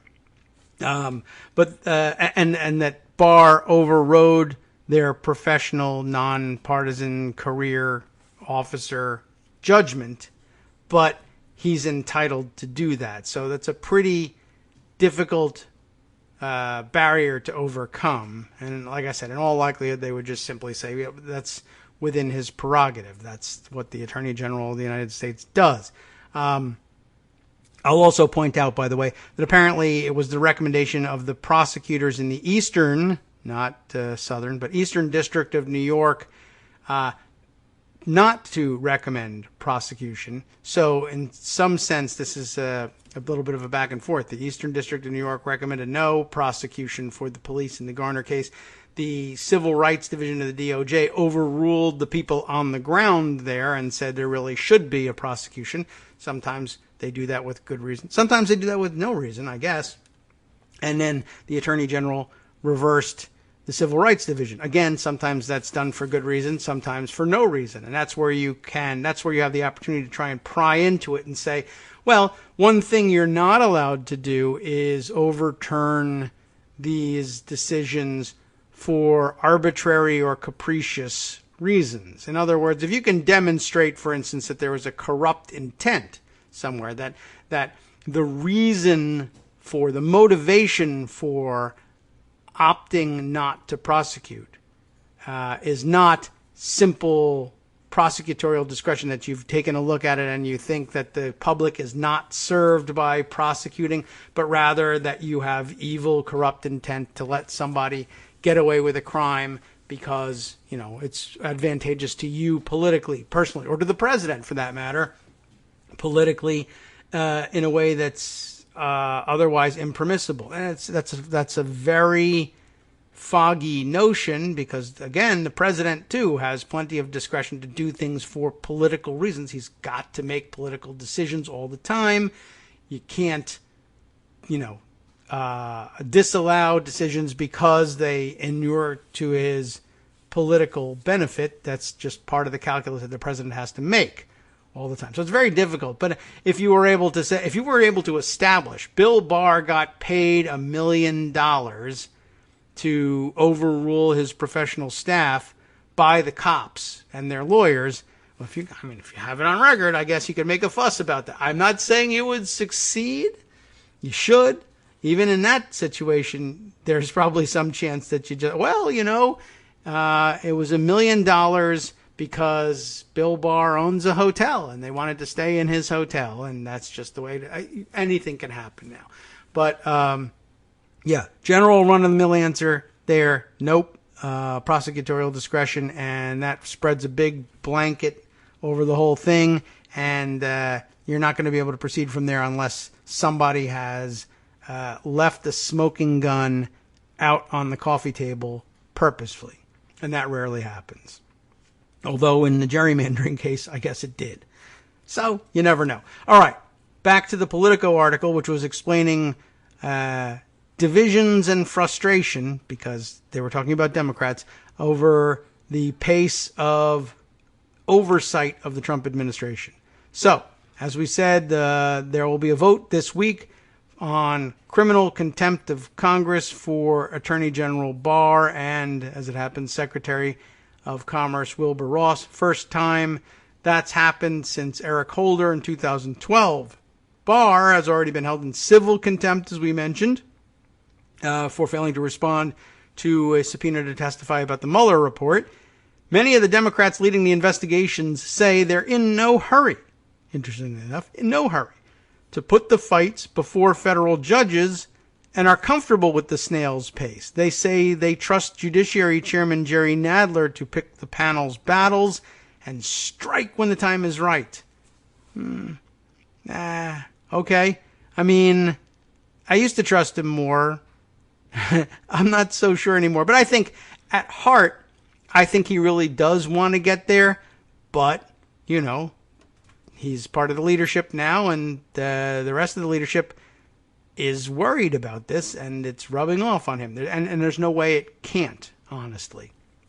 Right now, we're in kind of a wind-up phase. Representative Hank Johnson, a senior member of Judiciary, said in an interview, when litigation is filed, then the game begins. So get the damn game started already, right? Speaker Nancy Pelosi has championed this strategy, arguing that methodical and targeted congressional investigations are the best way to hold Trump accountable. She has pointed to the ongoing probes to tamp down growing impeachment talk among members of her caucus. Democrats acknowledge that the only way to knock down the administration's blockade of Mueller's obstruction witnesses, from former White House counsel Don McGahn to former longtime aide Hope Hicks, is to win in federal court. They're mindful that the Trump administration and former senior officials who spent hours spilling secrets to Mueller have so far faced no tangible consequences for stonewalling the committee's demands. But they're also up against a president who has vowed to fight congressional oversight at every turn, including ignoring subpoenas and absorbing contempt of Congress citations to an extraordinary extent. In limited defense of our wrist slapping, we've never seen an administration that across every cabinet official from top down throughout the administration, there was utter disdain for the rule of law, added Representative Jared Huffman of California, who supports launching an impeachment inquiry.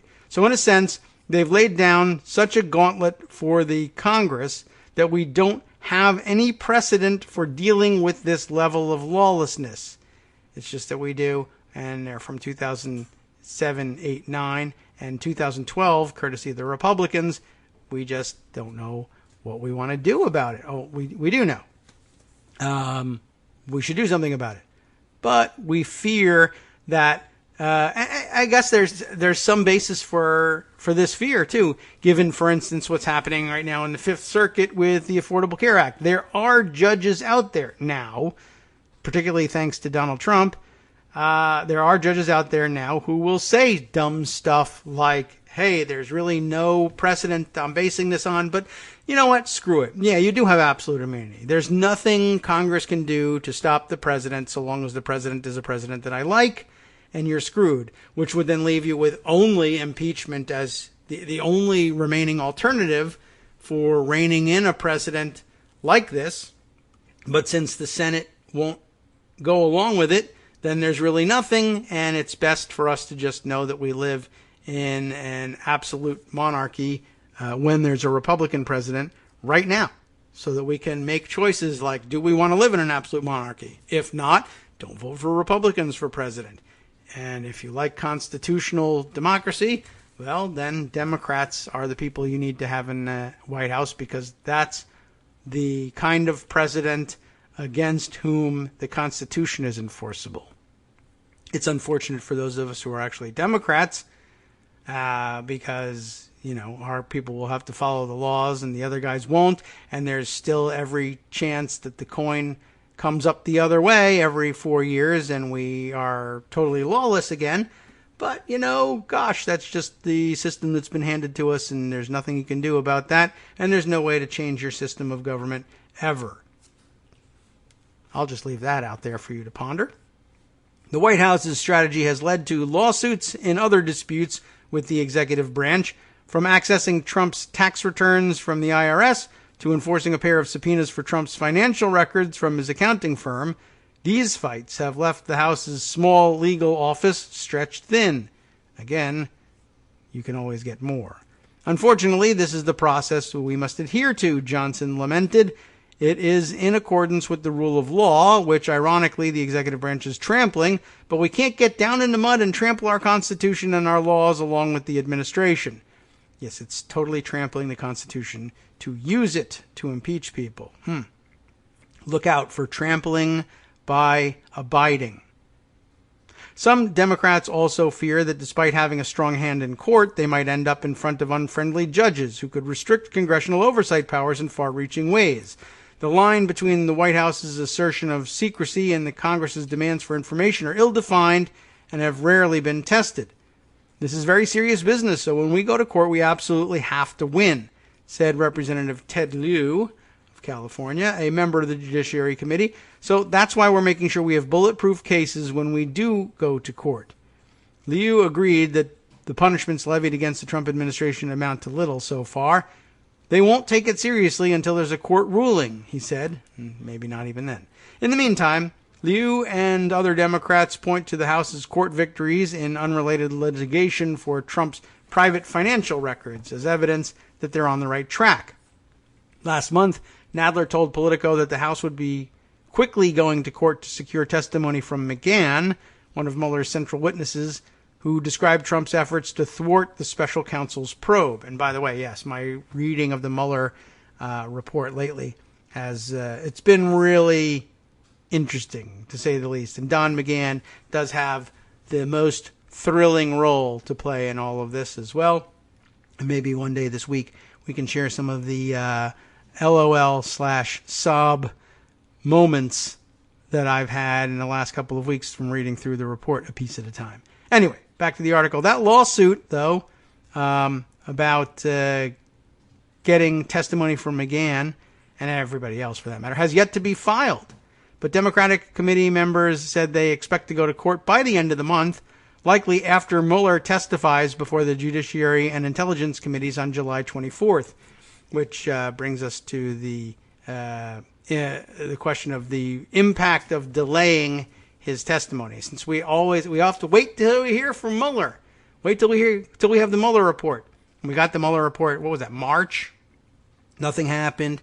Wait until Mueller testifies. When's he going to testify? Okay, now. We'll push that back again. Now. And then after he testifies, then what? We'll file suit? Maybe. Maybe not. I don't know. Nadler has projected confidence about the prospects of winning the McGahn suit and says it may even benefit from the slower approach. But it might not. He argues subsequent questioning of witnesses like Hicks and McGahn's deputy, Annie Donaldson, who acquiesced to the White House's directives that they not answer questions about their tenure in the West Wing, can pad the committee's record and bolster its case when it ultimately sues to force McGahn's testimony. It's very useful to show the judge what this means in practical reality. What an incredible assertion of executive supremacy and of congressional irrelevance, Nadler said. Yeah, that's a great, I love it. I love the strength of going to the court to plead congressional irrelevance. It's not what he means, but it's what he said. In the meantime, Nadler appears to have the backing of his committee members. The chairman has a plan. I'm deferring to him, said Representative Cedric Richmond of Louisiana, a Judiciary Committee member. I think it's moving. Well, it's moving. It's just moving really slowly. Okay, so that's where their thinking is. Just thought I'd bring you up to date on that. In other legal news, I guess I'll let you know about this piece of the puzzle here. Using BuzzFeed News' reporting from Zoe Tillman, a judge has banned Roger Stone from posting anything on Instagram, Facebook, or Twitter. That seems like a good step forward, though they could have put him in jail. I would have preferred that, and that also would have prevented him from posting those things. But we'll see how long he abides by this. And this a reaction to previous orders not to step over the line in posting on these platforms, and he can't abide by that, so he's back in court again, and still another chance by saying, well, don't post anymore. And then later it'll be, well, I didn't post, I commented, and oh, should I put you in jail or not? Gee whiz, I don't know. The judges are proceeding slowly and deliberately too. A federal judge on Tuesday issued an order prohibiting Roger Stone, a longtime ally and advisor of President Donald Trump's, from posting anything on Instagram, Facebook, or Twitter after finding he violated her previous order limiting what he could say publicly about his case. Pointing to a series of Instagram posts and statements from Stone referring to his case and the investigation into Russian interference, U.S. District Judge Amy Berman Jackson found that Stone was determined to make himself the subject of the story. Once again, the judge said she was forced to address behavior that has more to do with middle school than with a court of law, an apparent nod to comments she made at a previous hearing in former Trump campaign chair Paul Manafort's case. Your lawyer has had to twist the facts, twist the plain meaning of the order, and twist himself into a pretzel to argue these posts didn't cross the line, and in the end it wasn't persuasive, Jackson said. Jackson said she wouldn't take the more serious step of revoking Stone's bond and putting him in jail pending trial, or holding Stone in contempt, saying it wasn't a good use of the courts or the government's resources. The U.S. Attorney's Office in Washington, D.C. hadn't asked for that level of punishment. She made clear that Stone could still fundraise for his legal defense, but she said he was unwilling to conform with her orders. Her earlier order, which largely bars Stone from publicly talking about his case on any platform or forum, remains in effect. Whether the problem was that Stone couldn't follow simple orders or won't, the judge said, I have to help you out.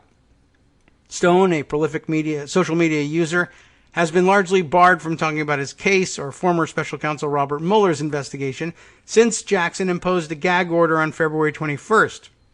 She originally gave Stone leeway to speak with reporters and comment on social media, but issued the stricter order, which explicitly applies to social media as well as other public statements, after Stone posted a photo of the judge on Instagram with what appeared to be a crosshairs symbol. Gee whiz, you think he needs any reining in? Jackson's order still allowed Stone to proclaim his innocence and ask for donations to support his legal defense, but nothing more.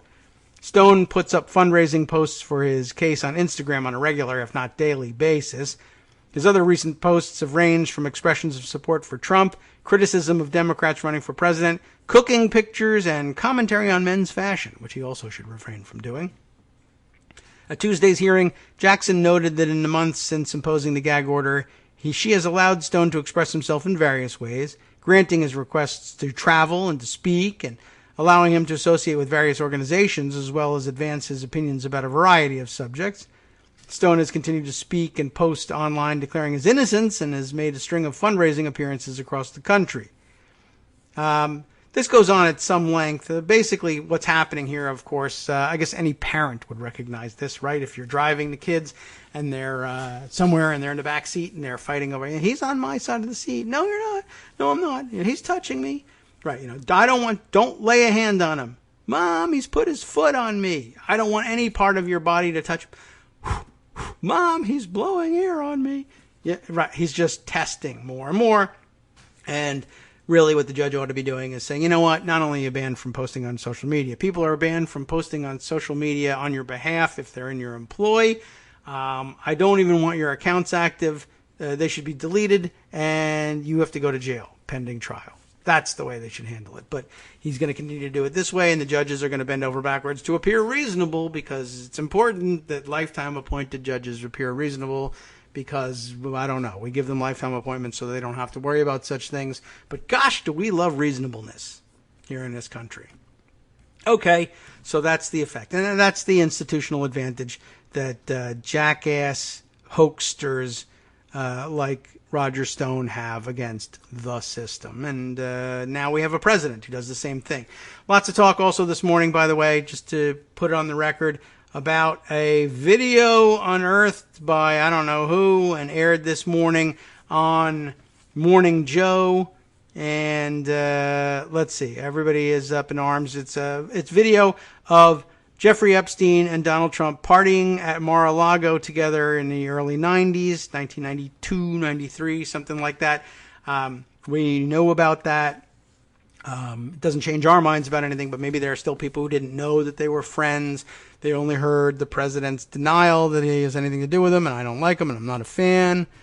Even though every day prominent figures tweet his old quote about saying that he really likes hanging out with Jeffrey Epstein, and he loves beautiful women even more than me, even younger ones, they say, blah, blah, blah. So we know that, but it bears repeating because there's still people who haven't heard it.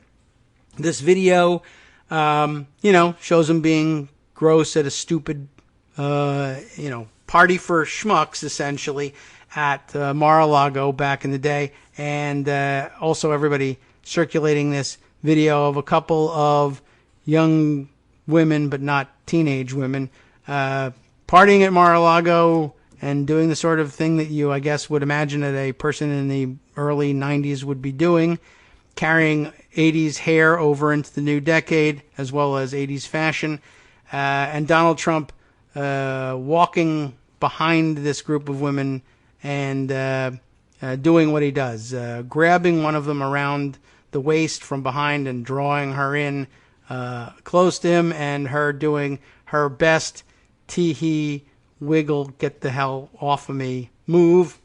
I mean, it's a pretty, it's a good subtle rejection move. Yes, she, shifts and he gets the hint and removes his hand and then goes for the ass pat instead on his innocent way away from them. I've been essentially gently rejected here, but just being handsy the way he is, and no ground broken there. But again, video to show on national television always helps, and we appreciate the fact that it's been dug up and displayed. All right, what else can we fit in the last 10 minutes or so of the show? Let's see. This one, I think, let's see, I got to run through, maybe I'll just run through a couple of smaller news items. We can't dive too far into any more of the articles that we have. We'll save them for the rest of the week. One quick note that the citizenship question on the 2020 census case appears to have reached a point of no return.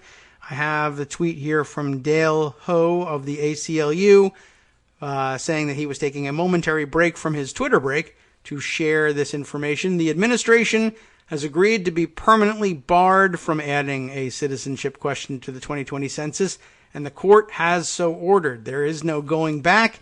It's over. Apparently, that was the last of the negotiations before Judge Furman in New York, and essentially the government counsel in that case, I guess, essentially conceding at last, yeah, we're never going to come up with an explanation for this question that the court is going to accept, in anything close to whatever timeline we're going to set for this thing, now that we've been caught lying about timelines, and we agree to the order proposed by the ACLU that the judge simply bar the the question permanently. So now I guess we'll see whether or not there really is defiance of a court order if for some reason either the question shows up, or I guess depending on the wording of the order, I hope that after the discussion that they had in open court about the way the president's behaving here, though that may have happened before the other judge handling this issue, I hope that the order includes some, although I don't know what would be enforceable, but some mechanism for, I don't know, sanctions, something, if the president just continues to say in public that there will be such a question, or that the live interviewers will be instructed to ask that question, or that they'll print a supplemental question and insert it into the questionnaire, or something. I don't know. And I don't know whether last time we left it off, the judges were concerned about such a thing, but unsure what they could do to bar the president from dabbling in this. And I guess we'll probably find out. I would predict that by this weekend, he will violate that order in spirit. There will just simply be nothing that anybody can do about it. But it may at least end up being the case that the questionnaire goes out finally in 2020 without that question. So I just thought we'd put that one out there. By way of other interesting news, since we're on the judiciary so much today, I do have to note the passing of former Justice John Paul Stevens.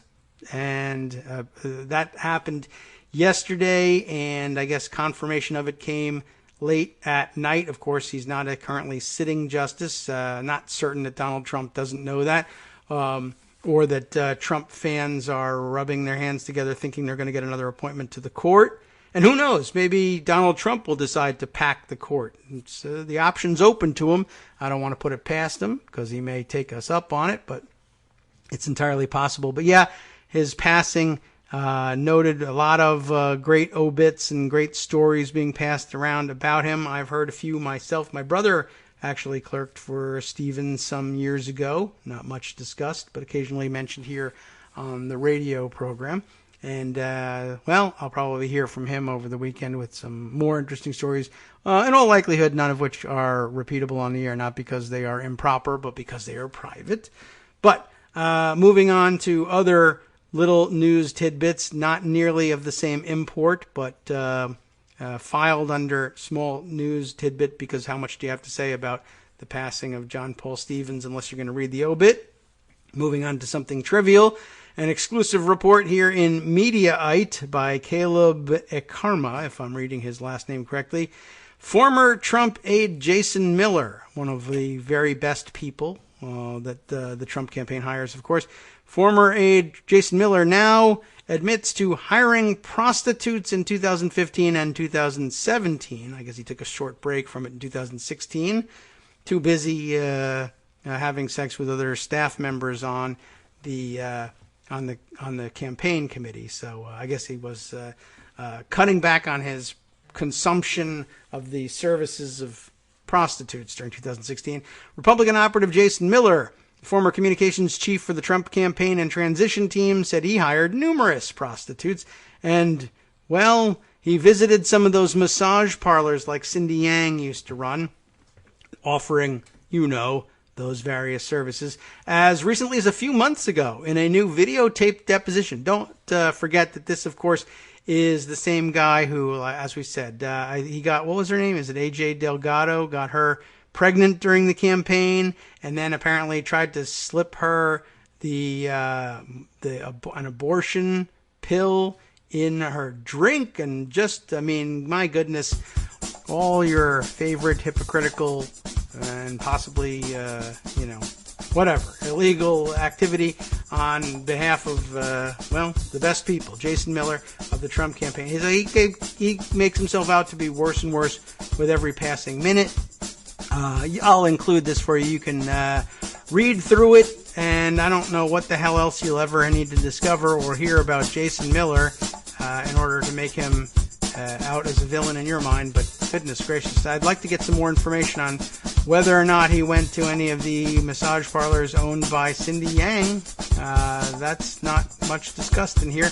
We'll be back tomorrow to discuss some other things that are not much discussed but are much disgusting. And we'll have the opportunity to deal with that tomorrow. In the meantime, Justice Putnam with the West Coast Cookbook and Speakeasy up next. Let me check on his program for you, let you know what's coming up.